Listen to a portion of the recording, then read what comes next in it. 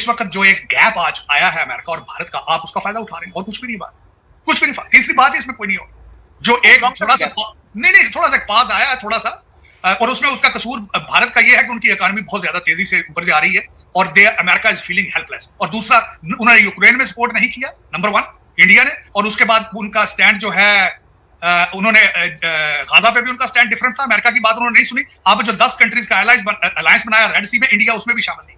और मैं आपको अर्ज करना चाहता हूं, उन्होंने अपने 2 शिप भेजे हैं वहां पे, ISS कोची और ISS कलकत्ता, ये भी अमेरिकनों को अच्छा नहीं लग रहा। तो वो एक थोड़ा सा गैप है, तुसी उस गैप चंद्र वाड़ गए डॉलर लेने वास्ते। तीसरी बात ही वो नहीं, कौन सी बात।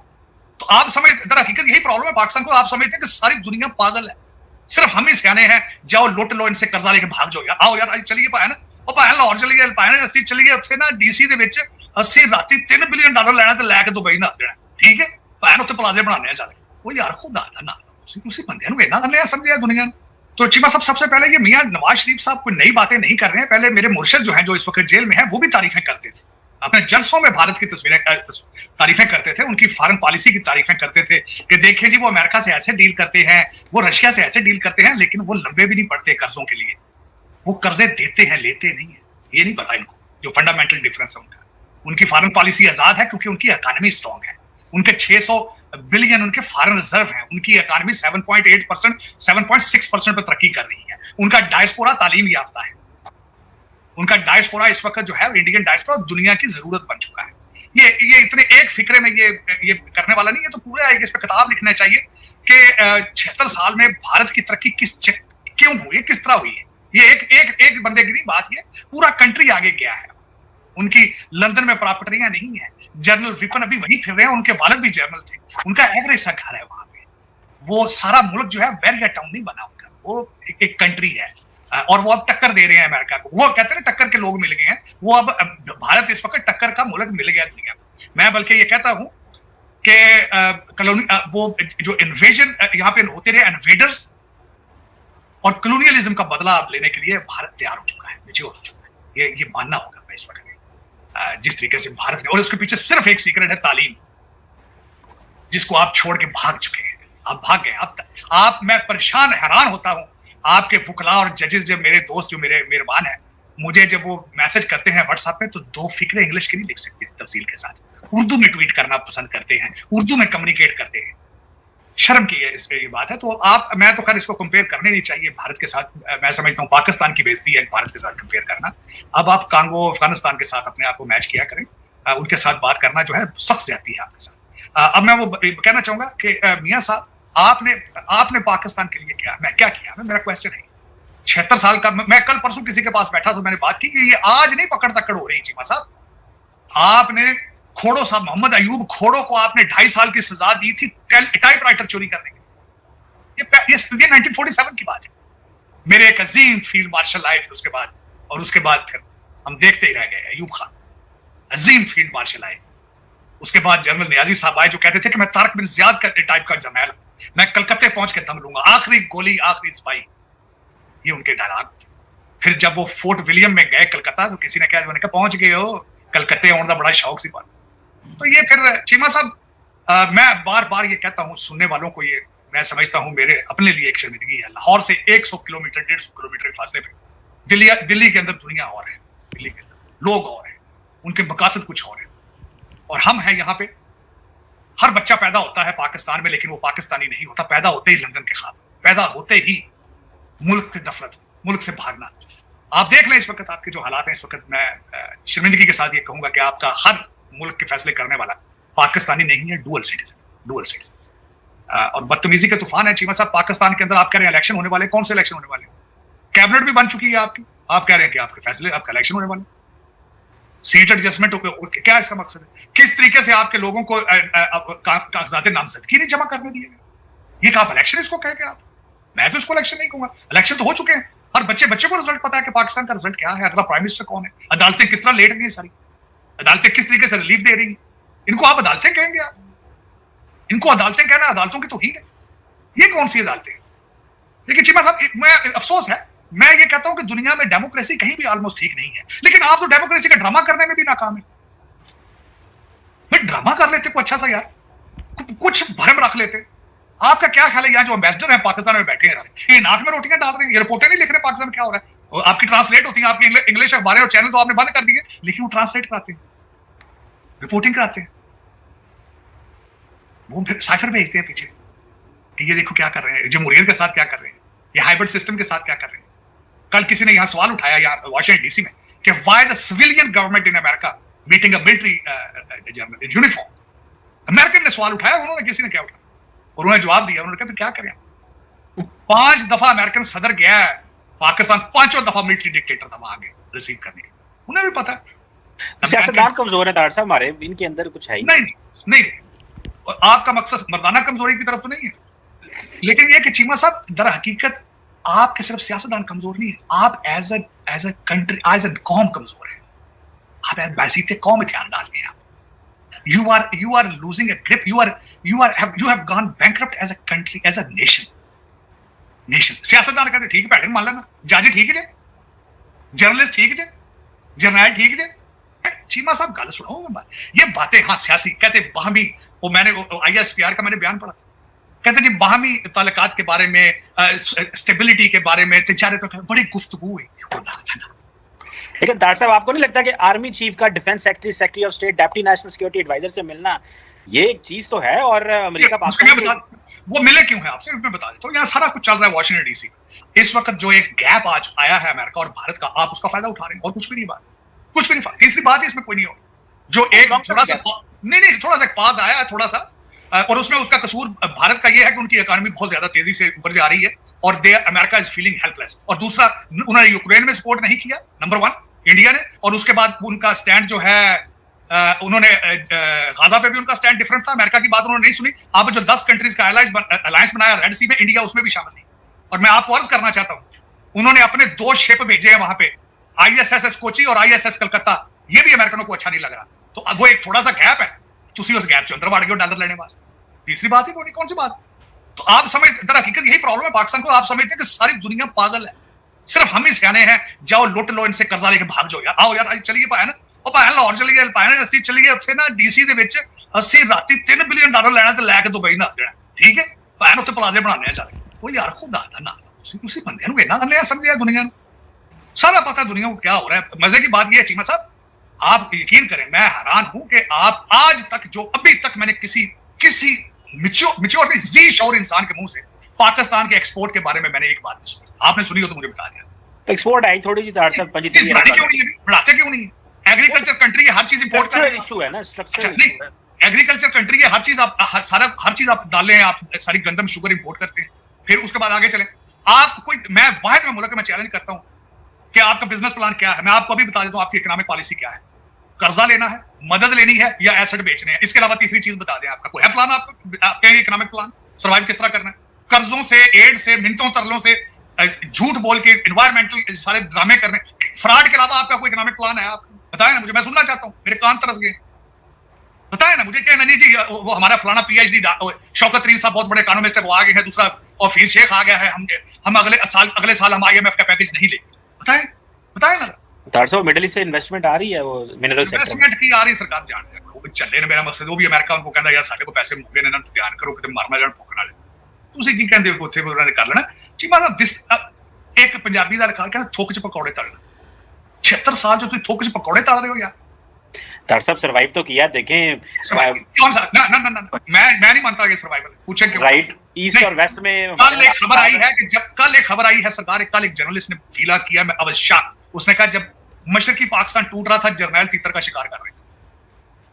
तो तार साहब सारे जर्नैल थे ना, और सारे जंग कोई वेले भी बैठे 76 साल में एक मुल्क अलग हो गया, 60% of the country was left, 60% वो अलग।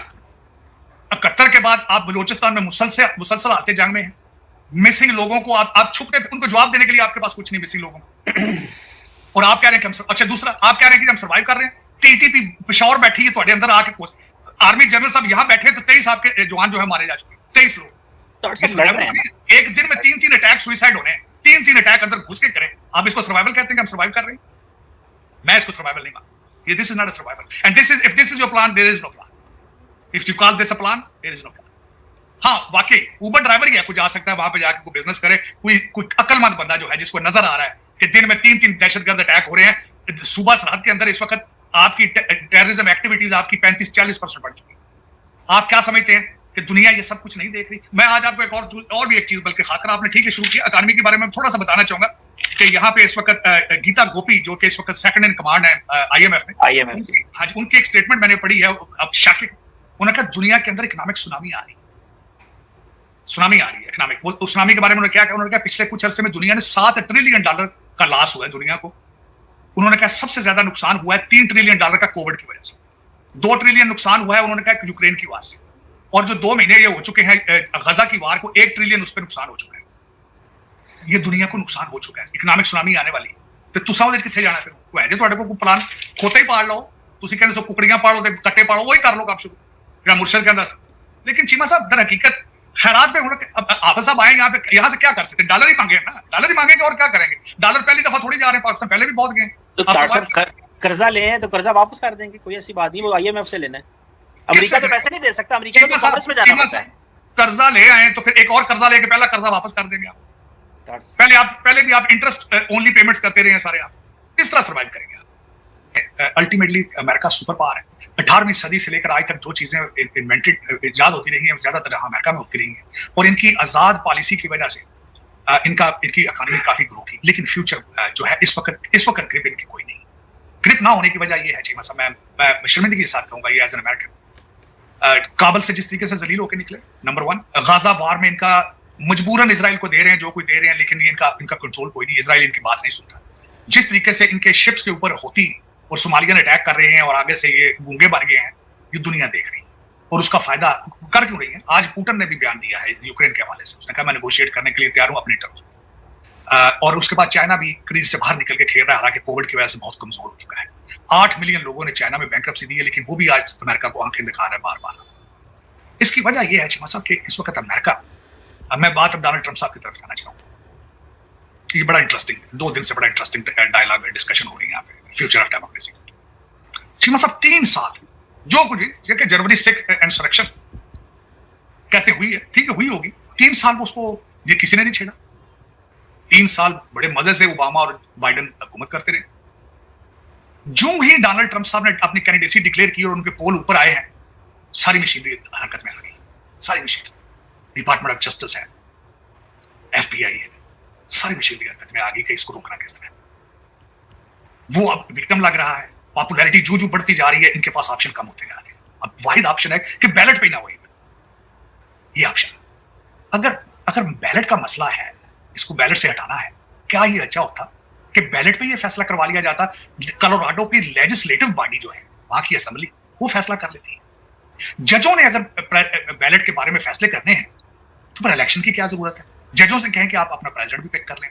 और आजकल हो यही रहा है अमेरिका में, मैं बता रहा हूं आपको। 14 स्टेटें जो है वो उन्होंने इस पे काम शुरू कर दिया कि डोनाल्ड ट्रंप को रोकना किस तरह, बैलेट से किस तरह रिमूव करना, इंक्लूडिंग कैलिफोर्निया। खबर क्या थी कल की कि lieutenant governor of state of California अपनी टीम लेकर उसने कहा कोई ना कोई ऐसी चीज ढूंढो जिससे डोनाल्ड ट्रंप को बैलेट से रोका जा सके। दिस वाज द न्यूज, ये सुर्खी ये थी। उसके बाद न्यूयॉर्क के अंदर अटॉर्नी जनरल जिसने डोनाल्ड ट्रंप साहब के ऊपर केसेस की, उनकी कैंपेन का, क्योंकि इलेक्टेड ऑफिस है, कैंपेन का स्लोगन था मैं अगर जीत गई तो डोनाल्ड ट्रंप को केसों में घसीटूंगी। ये जमहूरियत आप इसको कह रहे हैं? इस वक्त लोग कह रहे हैं कि अमेरिकन एस्टेब्लिशमेंट ने कैलिफोर्निया का जो गवर्नर है उसको अगला प्रेसिडेंट जो है एक्सेप्ट कर लिया है। वजह उसकी ये है उसने जाके चाइना से प्रेसिडेंट शी से भी मंजूरी ले ली। फिर प्रेसिडेंट शी आया तो वाशिंगटन डीसी में आया, कैलिफोर्निया आया। तो चीमा साहब ये जमहूरियत है, इसको आप कहें? और मैं दूसरी बात बता रहा हूँ, आपके इलेक्शनों की बात करना तो मैं समझता हूँ फजूल है। इसके बाद जिस मुल्क में 250 साल की जमहूरियत की हिस्ट्री है, अगर वहां जमहूरियत नहीं चल रही तो आप तो फिर मेरा मकसद है आपने तो इशू चीजें शुरू की अभी तक की। आपको तो कंट्री के अंदर जमहूरी पॉलिटिकल पार्टी कोई नहीं, आपको तो पॉलिटिक्स के स्पेलिंग ही नहीं अभी आती। तो चीमा साहब दर हकीकत डोनाल्ड ट्रंप साहब, अब मैं दूसरा थोड़ी डिटेल में जाता हूँ। इंसरेक्शन क्लास जो 14वीं अमेंडमेंट है उसके सेक्शन 3 पे इन्होंने कहा है कि जिसकी वजह से डोनाल्ड ट्रंप जो है वो इंसरेक्शन का मूजब बना है और इसको हम बैलेट पे नहीं आने देंगे। 14 स्टेटें खड़ी होगी, उन्होंने कहा इसको हमने इलेक्शन ही लड़ना है। ठीक हो गया। चीमा साहब 1919 में वो ये अमेंडमेंट ऐड की थी इन्होंने। आज तक किसी प्रेसिडेंट या प्रेसिडेंशियल साबिक प्रेसिडेंट के लिए ये 14वीं अमेंडमेंट का सब सेक्शन 3 आज तक इस्तेमाल नहीं, पहली दफा इस्तेमाल होना चाहिए। 1919 में जब ये क्लास बनाई गई थी तो सर्कमस्टांसेस क्या थे? सिविल वॉर के बाद कन्फेडरेशन और नॉर्दर्न स्टेट्स एक दूसरे के आमने सामने खड़ी होगी तो खतरा यह था कि मुल्क डिवाइड हो गए, दो मुल्क ना बन जाए। तो यहाँ हालात तो आजकल वैसे वैसे ही हैं, मुल्क तो दो ही हैं। एक समझते हैं कि हमारे साथ 2020 में धोखा हुआ, इलेक्शन चोरी हुआ। आधा मुल्क ये समझता है कि आधा मुल्क समझता है कि हमें सोशलिज्म की तरफ जाना चाहिए, आधा मुल्क समझता है हम कंजर्वेटिव हैं, हमारी वैल्यूज डिफरेंट है। लेकिन इसका क्या फ्यूचर है? अब दूसरी तरफ अदालतें सारी इकट्ठी हो गई, लिबरल जितने डेमोक्रेटेड अपॉइंटेड जज है सारे इकट्ठे हो गए, एक झंडे के नीचे इकट्ठे हो गए। उन्होंने ये हालत जंग ऐलान जंग कर दिया, उन्होंने बिल्कुल ऐलान जंग करना चाहिए। लेकिन ये जज है, हंटर बाइडन का जो लैपटॉप इनके पास 4 साल से पड़ा है, जिसमें सारी डिटेल मौजूद है कि चाइना से किस तरह पैसे वायर होकर इसके पास आते रहे हैं, किस तरह इसने मॉस्को की मेयर की बीवी से पैसे लिए थे, किस तरह ये यूक्रेन से पैसे लेता रहा है, उसको क्यों नहीं चेक करते? जिम जॉर्डन हमारा कांग्रेसमैन है, उसने अगले दिन कांग्रेस में स्पीच दी थी, उसने कहा ठीक है ये कहता है हंटर बाइडन के मैं बिजनेस करता रहा हूं, लेकिन ये बताएं इतने बिलियंस डॉलर्स इसने जब चाइना और रशिया से लिए उसके रिटर्न में इसने दिया क्या? मेरा ये सिर्फ ये क्वेश्चन है, इसकी एक्सपर्टीज क्या है, ये क्या बेचता रहा है मुल्कों के? मुझे सिर्फ ये जवाब दे दें, सारी रिपब्लिकन पार्टी हम उसको विड्रॉ कर दें। इतना पैसा इसने लिया, हमारे पास वायर की तफसील मौजूद है, जिस तरीके से वो अकाउंटों में पैसे आते रहे। ये वकील है 50 साल का, इसने दिया क्या है उन मुल्कों को रिटर्न में, ये क्वेश्चन। लेकिन ये सारे जज उस तरफ नहीं जाते हैं। ये क्या वजह है? ये क्या वजह है? तो चीमा साहब दर हकीकत जो अगर देखा जाए तो this is not Donald Trump, जो कुछ भी हो रहा है। जमहूरियत इज लूजिंग द ग्रिप, जमहूरियत इज फेलिंग, जमहूरियत is failing, democracy has no future in this country anymore. और दूसरा एक मैं सबसे बड़ी एक और बात बताना चाहूंगा, अगर जमहूरियत नहीं तो ये कंट्री भी कोई नहीं। लोग आज क्यों आ रहे, एक महीने में 2.5 लाख लोग आ रहे हैं बॉर्डर क्रॉस कर रहे, क्यों? अपने मुल्कों में इकोनॉमी और लॉ एंड ऑर्डर से बेजार होकर आ रहे हैं। तो अगर वही यहाँ पे होगा तो फिर क्यों आएगा यहाँ पे, क्यों आएंगे? तो चीमा साहब दर हकीकत है। और दूसरा 3 स्टेटें जो हैं जो स्विंग स्टेट्स हैं, वो मिशिगन और उसमें मिनेसोटा और ऑरिगन, वो भी बिल्कुल तैयार हैं इन सारी चीजों के लिए। तो दूसरा जो रिपब्लिकन पार्टी है, उन्होंने डोनाल्ड ट्रंप के ऑफिस ने अपनी अपील दायर कर दी है, जो उनका हक है। और रिपब्लिकन ये एक्सपेक्ट कर रहे हैं कि सुप्रीम कोर्ट इसके ऊपर एक ब्लैंकेट डिसीजन देगी, जो सारे 13-14 स्टेटों में और जो मिशिगन, ऑरिगन और मिनेसोटा के अंदर जो कुछ भी हो रहा है, इन सारी चीजों को इलेक्शन तक होल्ड पे डाल दिया जाए। लेकिन ये अब ये होता है नहीं होता है, लेकिन इसके पीछे एक जरूर ये चीज है कि ना सिर्फ जमहूरियत कमजोर है, बाइडन एडमिनिस्ट्रेशन को, मैं तो ओबामा एडमिनिस्ट्रेशन कहता हूं, वो भी कमजोर है। दुनिया टेस्ट कर चुकी है, एलाइज भाग भाग के बीजिंग जा रहे हैं। इंडिया आपका सबसे बड़ा सपोर्टर होने के बावजूद आप अपनी मनमानी करता है, आपकी बातें नहीं सुनता, क्योंकि एक तो यहाँ उनका डायस्पोरा है, उसकी ग्रिप है, दूसरा उनकी इकोनॉमी है, दूसरा उनके पास पैसा है। वो समझता है, इंडिया इस वक्त बिल्कुल बजा समझता है कि दुनिया को हमारी जरूरत है, हमें दुनिया की जरूरत है। बिल्कुल सही कह रहे हैं डॉक्टर साहब। ये अब देखने हैं कि क्या होता है। क्योंकि एक जो डेमोक्रेट का पर्सपेक्टिव था कि जो ट्रम्प साहब हैं वो इकोनॉमिक प्रोटेक्शनिज्म की बात करते हैं, ये दुनिया को कहते थे कि वापस आ जाओ अपनी फौजें लेके। तो वो एक समझते जैसे बाइडन ने कहा था आते ही कि अमेरिका इज़ बैक, तो वो जो फिर आके सारे यूरोपियंस ने कहा कि पक्की कर लेना, तो वो मेरा ख्याल है कि शायद वहाँ पे भी जो इस्टेब्लिशमेंट बैठी हुई है, जैसे हमारे यहाँ इस्टेब्लिशमेंट है, उन्होंने भी एक फ़ैसला किया है कि नहीं, ये अगर आते हैं तो ये अमेरिकी जो इंटरेस्ट हैं ग्लोबली शायद उनको शायद ख़तरा होगा। लेकिन डोनाल्ड ट्रम्प साहब का एक व्यू और है, जिनके पीछे इतनी पॉपुलैरिटी है, वो समझते हैं कि नहीं, जो डोनाल्ड ट्रम्प फैसले लेता है वो सही है। सो ऑब्वियसली ये दोनों तरफ की एक जंग है। लेकिन जितना को इन्वेस्टमेंट मेरा ख्याल है डेमोक्रेट्स के इस पर्सपेक्टिव में हो चुकी हुई है, रिपब्लिकन का लगता नहीं है कि वो they will make it even in next elections. But आप बेहतर समझते हैं, आप वहाँ पे नहीं, रिपब्लिकन आज के बाद। तो दोस्तों, जैसा कि आपने क्लिप में देखा कि साहित्यार बता रहे हैं कि भारत अब लोन लेता नहीं देता है, क्योंकि भाई भारत अब कर्जा देता है दूसरी कंट्रीज़ को, जो छोटी छोटी कंट्रीज़ है ना, अफ्रीका की हो गई और भाई नेबरिंग कंट्रीज़, उनको देखकर उनको ना भारत कर्जा देता है। देखो इंडिया, मैं आपको आर्टिकल पढ़ के दिखा देता हूँ। India primarily provides concessional loans and financial assistance known as lines of credit (LOC) to neighboring countries and developing nations across the globe, especially in Europe। मतलब कि भारत मतलब कि फाइनेंशियल असिस्टेंस भी देता है और क्रेडिट पर लोन भी देता है, ठीक है। और ये डेवलपिंग नेशंस में देता है भारत, ठीक है, और नेबरिंग कंट्रीज़ को देता है, और ख़ास करके इस अफ्रीकन देशों को, टू सपोर्ट इंफ्रास्ट्रक्चर डेवलपमेंट, ठीक है। India has extended over $32 billion in LOCs to 68 countries worldwide. It's a major borrower include, ठीक है। इंडिया मतलब कि इंडिया ने एक्सटेंड करा है मतलब कि लगभग लगभग $32 बिलियन, ठीक है, क्रेडिट पे देने का लोन, ठीक है, एलओसी कहते हैं जैसे, ठीक है, क्रेडिट पे देने को, जो कि भाई 68 कंट्रीज़ हैं, छोटी मोटी जो कंट्रीज़ हैं ना, 68 कंट्रीज, जैसे अफ्रीका की हो गई, ठीक है, और भी एशिया की कंट्रीज़ हो गई, तो उसमें ना भाई 32 बिलियन तक भाई भारत मतलब कि भाई लोन दे रहा है, ठीक है भाई साहब। और neighbouring countries due to its neighbourhood first, मतलब कि भारत की नेबरहुड फर्स्ट पॉलिसी, आपने देखा होगा कि भारत मतलब कि भारत ना अपने बजट में से भी पैसा देता है मतलब कि नेबर्स कंट्रीज़ को, ठीक है भाई, जैसे बांग्लादेश हो गया, नेपाल हो गया, भूटान हो गया, श्रीलंका हो गया, अफगानिस्तान हो गया, पाकिस्तान को छोड़ के, क्योंकि पाकिस्तानियों की औकात नहीं है उनको भाई दिया जाए, ठीक है, उनको मतलब देने का कोई तुक ही नहीं बनता भाई, ठीक है। Neighbouring countries due to neighbourhood first policy, the largest recipient of Indian development assistance are Bhutan, Bangladesh, Nepal, Sri Lanka, Maldives and Myanmar, मतलब कि ये भारत के मतलब कि मेन कंट्रीज हैं जो कि भाई साहब भारत के जो नेबरहुड में है, ठीक है, उनको सबसे ज़्यादा मिलता है भूटान को, फिर मिलता है बांग्लादेश, नेपाल, श्रीलंका, मालदीव्स, म्यांमार और क्या बोलते हैं अफगानिस्तान, ठीक है। Africa, India has extended more than 196 LOCs to 42 nations for project involving power, railways and agriculture, मतलब कि भारत ने अफ्रीका के अंदर ना एक्सटेंड किया है मतलब कि 196 मतलब कि क्रेडिट पे लोन देना LOCs to 42 African nations for project involving power, ठीक है भाई सब, मतलब कि उनके प्रोजेक्ट डेवलप करने के लिए भारत ने 42 कंट्रीज़ को लोन दिया है अभी तक, और अफ्रीका में, और रेलवे और एग्रीकल्चर उनको बढ़ावा देने के लिए, ठीक है। अदर डेवलपिंग नेशंस जो है ना, other developing nations, India also extends strategic loans to country in Latin America, Oceania and the Indian Ocean region such as Mauritius, ठीक है। भारत अदर डेवलपिंग नेशन जो है ना, मतलब कि भारत ने इनको भी एक्सटेंड किया है स्ट्रेटेजिक लोन्स टू प्रोवाइड करने के लिए उनको, और कंट्रीज़ जो है ना मतलब कि Latin America, Oceania and the Indian ocean में भी भाई भारत ने, और मॉरिशियस में भी बहुत पैसा डाला है उनकी डेवलपमेंट करने के लिए, ठीक है। भारत मतलब कि भाई भारत का जो क्रेडिट डेवलपमेंट प्रोजेक्ट है ना वो बहुत फैला हुआ है, ठीक है भाई। भारत मतलब कि भाई बहुत ज़्यादा पैसा मतलब कि भाई नेबरहुड फर्स्ट पॉलिसी में डाल रहा है, ठीक है भाई। तो अब ये कहावत सच हो गई कि भाई भारत अब लोन लेता नहीं है, देता है, ठीक है भाई साहब। और पाकिस्तान अभी तक 78 साल हो गया, 78 सालों के अंदर में भी वो अभी तक ही मतलब कि लोन मांगते हैं, IMF से लोन मांगते हैं, बेल आउट पैकेज मांगते हैं, ठीक है भाई साहब।